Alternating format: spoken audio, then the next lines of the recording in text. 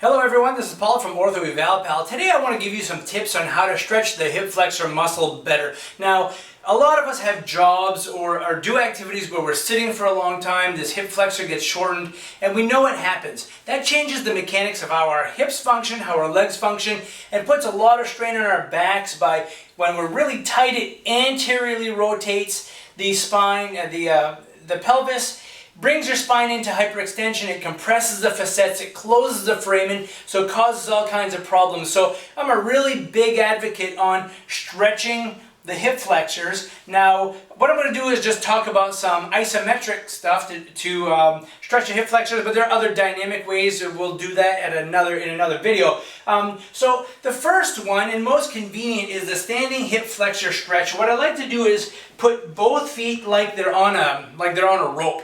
Okay, I like to internally rotate that back foot a little bit and hip, and then what I do is I lunge forward and keep the abdomen tight. The abdomen will pull the pelvis into posterior pelvic tilt and get that nice extra stretch where you can isolate that hip flexor. Now, the problem with this is that it requires some balance, so some patients don't have that. The other problem is that many patients just can't get this. Their calf muscle is too tight and they're getting a lot of stretch there, but they're not getting the stretch here. So then what I like to do is take them into a kneeling hip flexor stretch like this. So basically keeping the abs tight, posteriorly pelvic tilting here, lunging forward with this leg, and then stretching the front of the left one. Now, the other problem we see here are people who have like FAI or hip impingement syndrome, and they're getting the pinch on the opposite side. So one of the ways you can get around that is just by jacking up this leg a little bit, and that way this one isn't being pinched as much. Alright, so you're looking straight ahead, tightening up the abs, posteriorly pelvic tilting a little bit, lunging forward.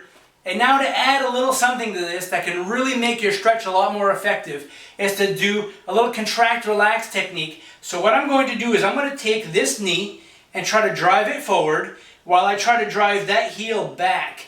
So I'm pulling and getting a contraction here with my hamstrings and my hip flexor and holding, and then I relax that and continue on with my stretch.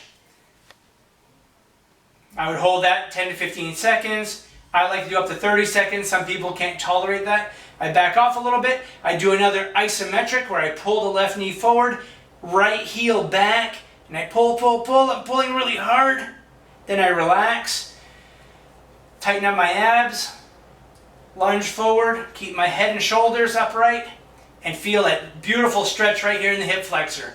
And then you switch sides and do the other side. So there's a few tips on how to stretch your hip flexors better. I hope you can utilize that with your patients and get them a little more upright and get them out of that anteriorly pelvic tilted position. If you have any questions or comments, please leave them in the show notes below this video. And if you have any questions, get in touch with me at paul@orthoevalpal.com. Make sure you subscribe to our channel, like our videos. I would really appreciate that. Thanks.